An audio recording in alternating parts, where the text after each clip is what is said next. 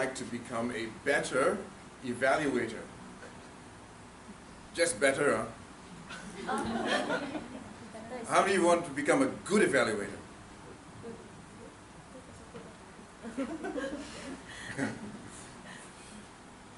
Here's my question to you, the real question. Do you know what a good evaluator is?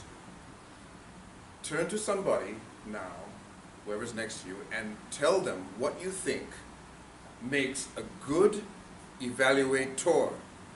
Okay? A good evaluator. Turn to someone, 30 seconds. Go on.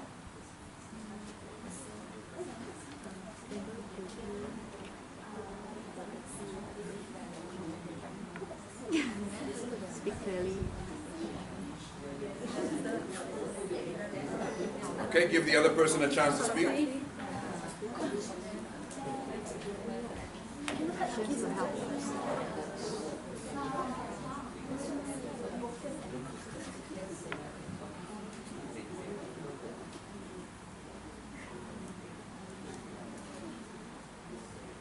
Very nice. Turn to your friend, give him a high five and say, thank you.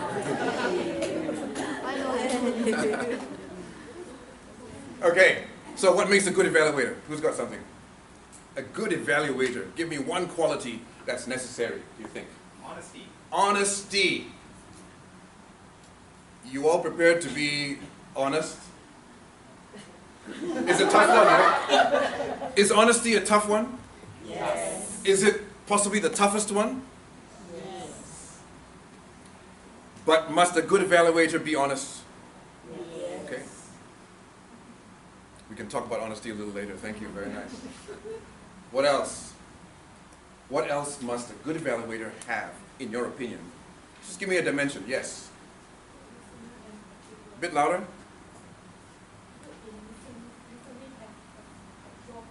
All right. The thing I couldn't do just now, right? I couldn't hear you. Good at listening. Good at listening and observation. That's two. Okay. That. In fact, those two are actually one. We'll see why in a moment. But listening is observation, in my opinion. You listen with your eyes as well as your ears. You listen with your senses. If you listen with just your ears, it's not enough. Thank you for that point. Very nice. Observation. What else? Yes? Encouragement and motivation. Wow. How many of you have ever encouraged a speaker when you gave an evaluation? Difficult, right? You said things like good job and all that kind of stuff, right? And you know that that's not actually encouraging. That is command V, huh? Cut and paste, huh? Thank you. Encouraging. Would you like to learn how the language of encouragement today? You'd like to learn that one? Okay, we'll get to that then. Thank you. Very nice. Anything else? One more? Constructive feedback. So constructive feedback. Constructive feedback means... Can help to improve. So it means you spotted something and then you say how it can be better? Yes. Did you all follow what she said? Yes. Okay, you spotted something, right? So you delivered your criticism, but you have also delivered how it can be better. How it can be worded better. Would that be useful to a speaker? Right? How it can be phrased better. How it can be clearer. How it can be more understandable. How it can have more impact. Would that be all useful things to learn? Are those things you want to learn today? Well, you all want a lot, huh? Okay.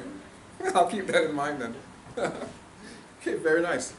Now, turn to your partner, your friend, and tell them one or two dimensions of a good evaluation. A good evaluation. What constitutes, what makes a good evaluation? What are some of the dimensions that a good evaluation must have? Do you understand what I'm asking you? A good evaluation, not a good evaluator, but a good evaluation. Okay, 30 seconds.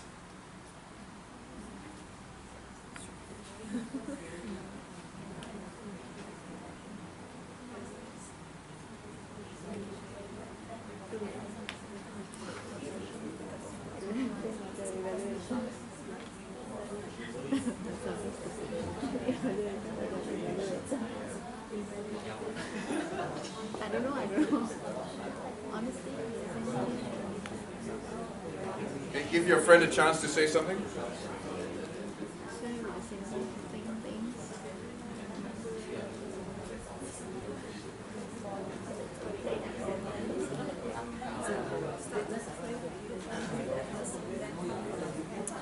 Okay, very nice. Give your friend a high 10 and say you are very talented.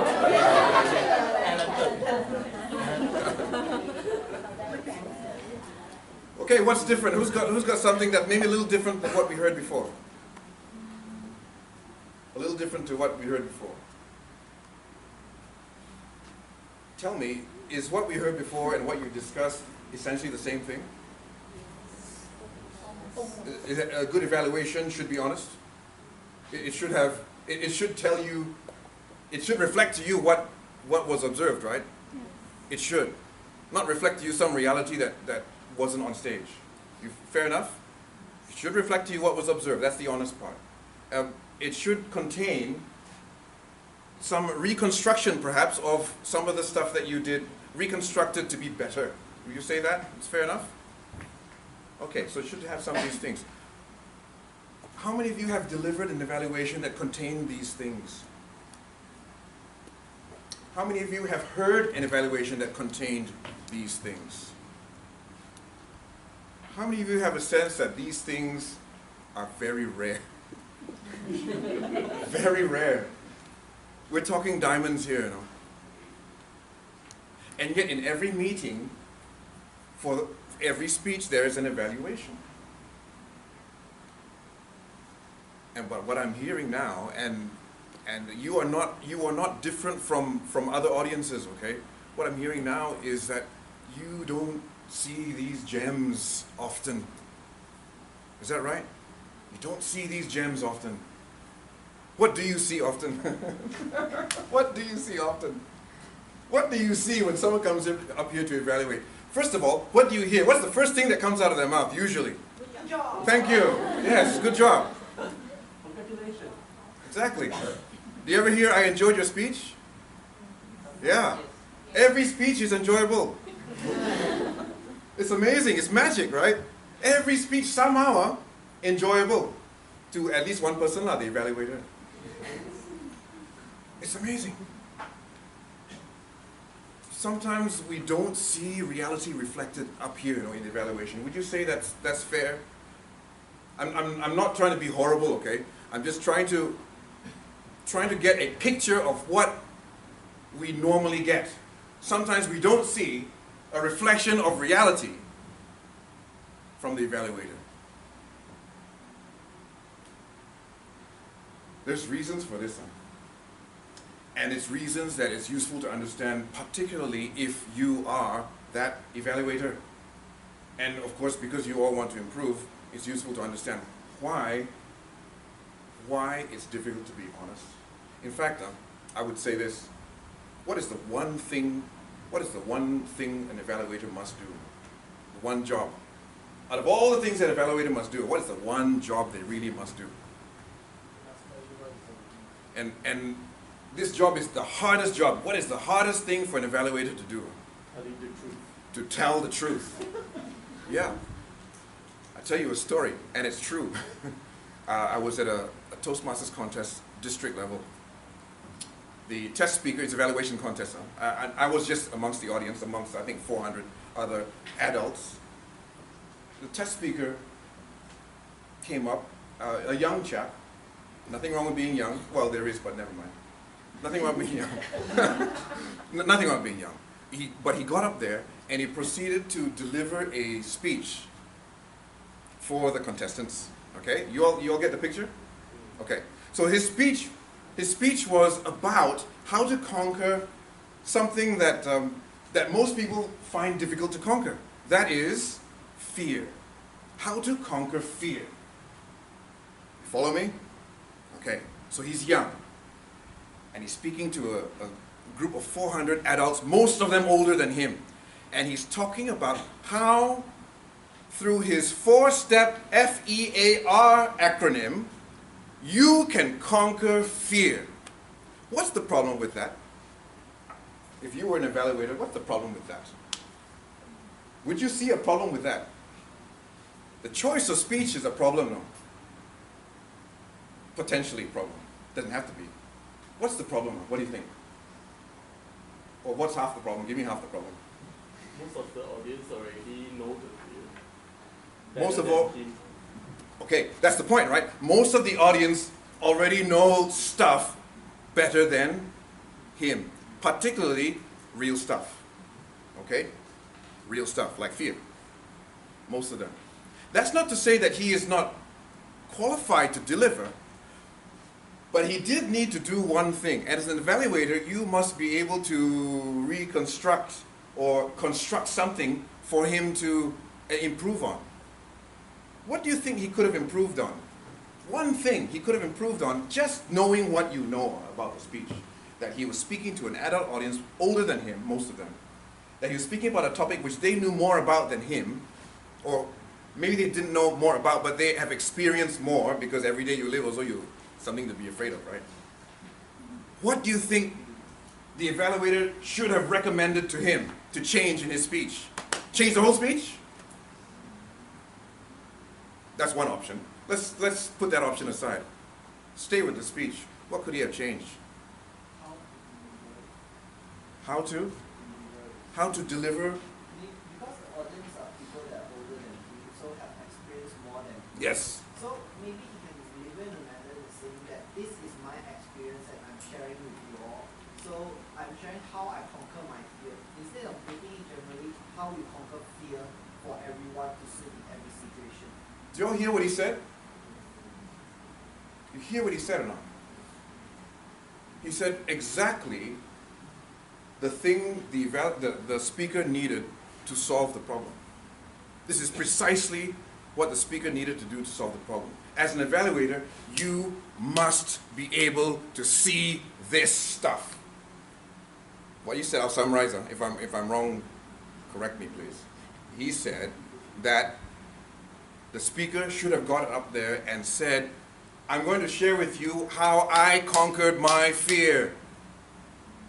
Blah, blah, blah, blah, blah. If that can help you, great. You all see the difference now? Rather than saying, I'm going to show you today how you can conquer your fear using my FEAR acronym. You know what I mean? Sorry, I should do it properly now. I'm going to show you how you're going. Okay. So, you know, thank you. I'll give him a hand. If you included that in your evaluation, that would qualify, in my book, as a good evaluation. It would qualify, absolutely. I mean, given that the rest of it is also meaningful. Because that's the point, isn't it? You could tell him how to correct the way he walks on stage. You could tell him how to correct his gestures. You could tell him every technicality you can think of. Everything.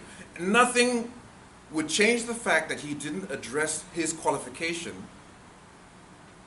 to speak on this topic. He's not a qualified psychologist.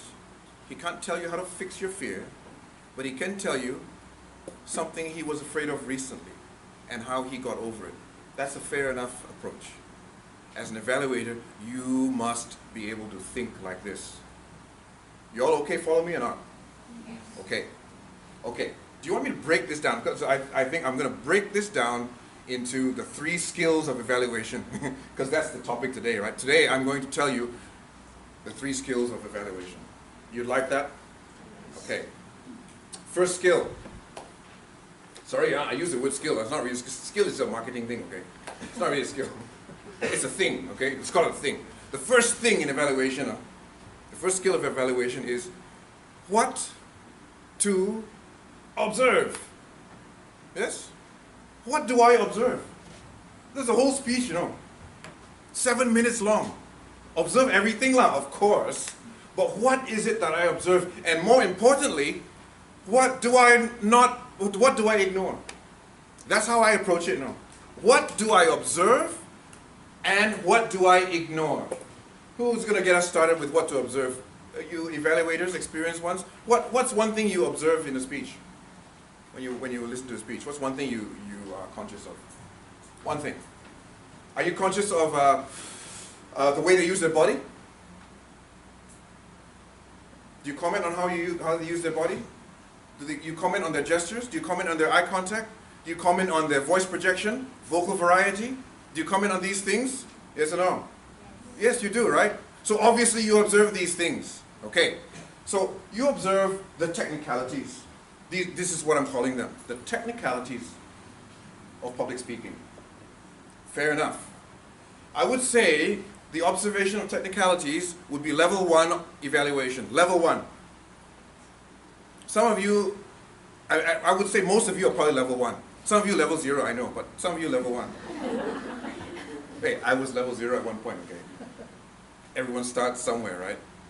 Some of you, you walk into a Toastmasters room, most of the Toastmasters would be level 1 evaluation. Are there more levels? Yes. How many more? Today I give you 3 now. Okay? 3 skills, 3 levels. Are there more? I don't know. I'm level 3.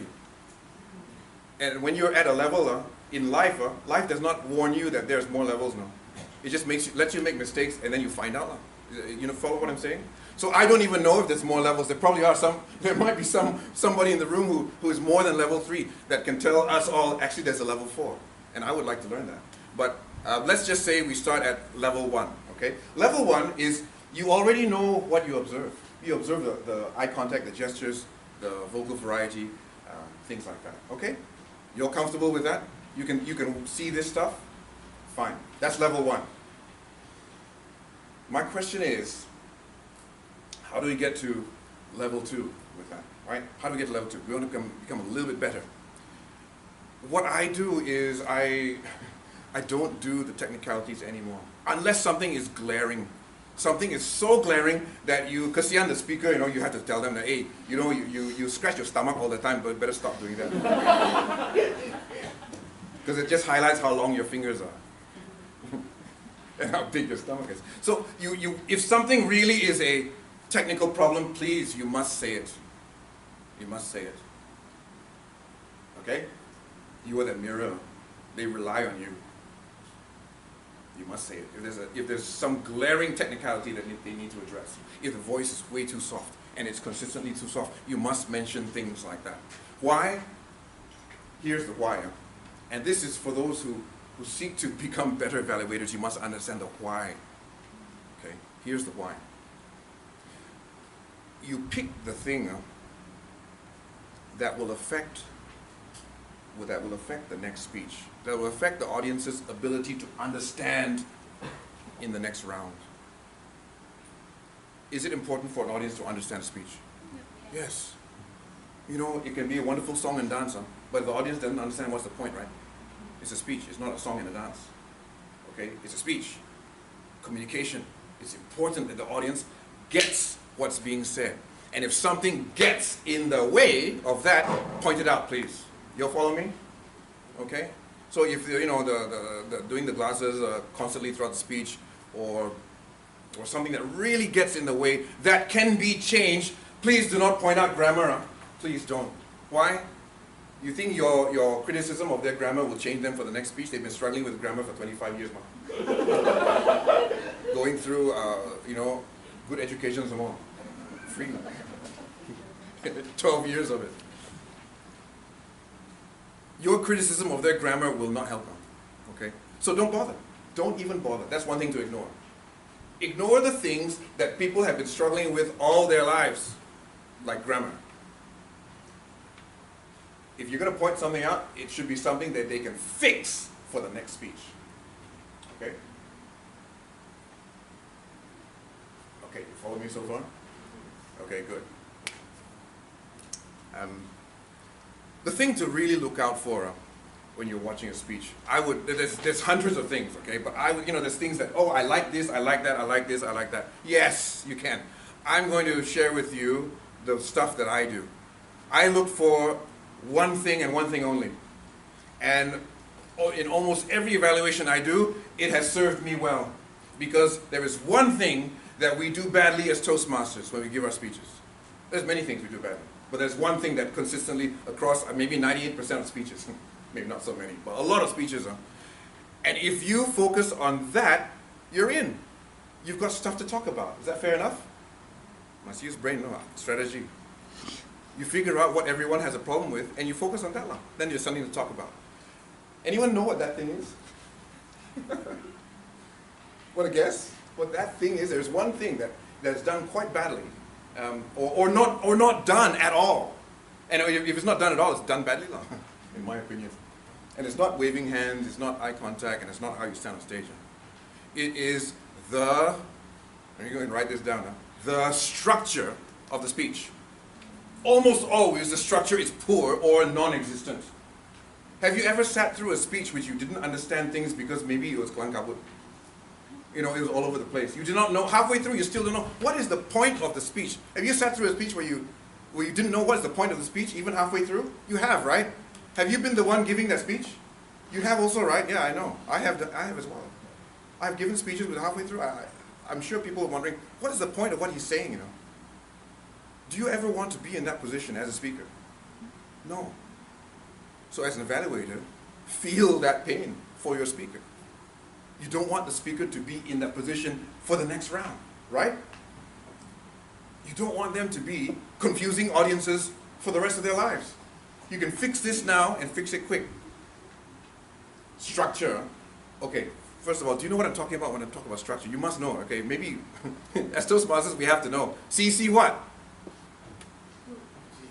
How to organize your speech. That's structure. What's the first thing the speech must have? What must it open with?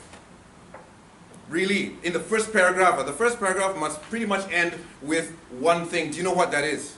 See, if you don't know, then how are you going to evaluate? You know what I mean? If you know, you can say it, right? If you don't know, how are you going to feedback to the speaker? So I'm going to tell you now, since in your mind, some of you, maybe it's blank, okay? The first paragraph must end with the message. Clear?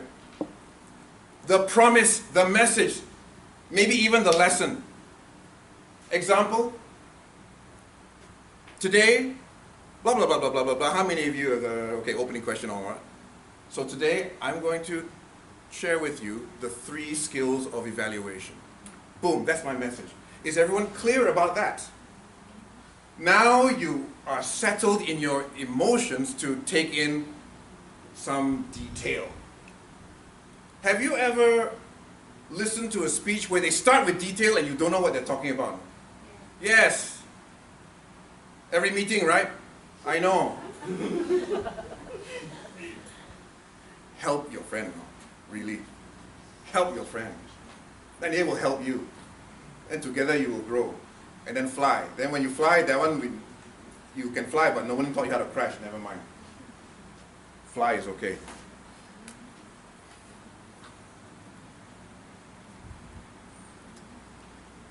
Okay, so you got that? Following message.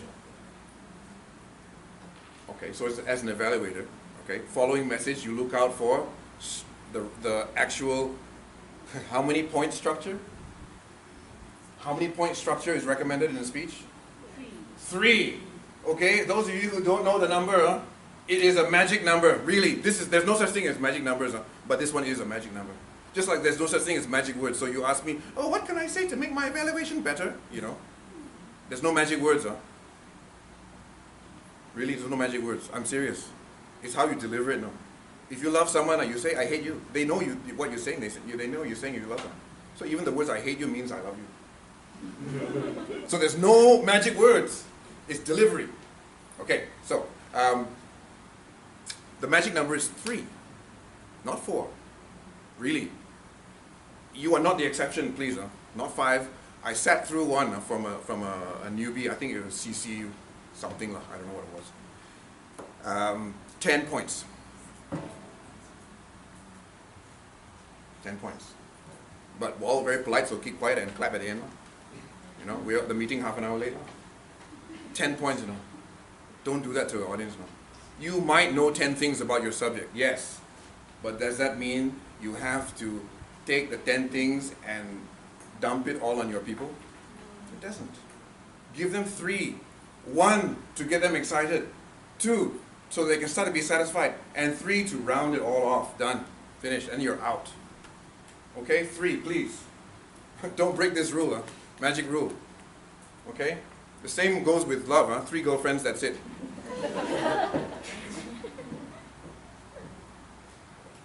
I'm kidding, huh? 30 is okay.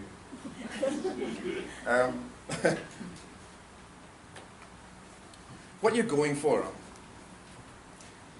what you're really going for with this, with the structure, right? Or with anything that you observe, what you're going for is it clear? Okay? Is the structure clear? So you're going to comment on the structure. Maybe the structure is there, but maybe it's not so clear. Why? Maybe because the message was so long, we're not sure what it really meant. And maybe the points were also so long that it didn't become a heading, it became a paragraph. Do you see what I'm saying? So the 3 points are actually the 3 titles for the 3 paragraphs that follow. But maybe the title is so long, the point is so long that it becomes the paragraph. You need to point that out. Why not? Point it out. They may not be aware. Okay? If the message is not clear, comment on it. If the message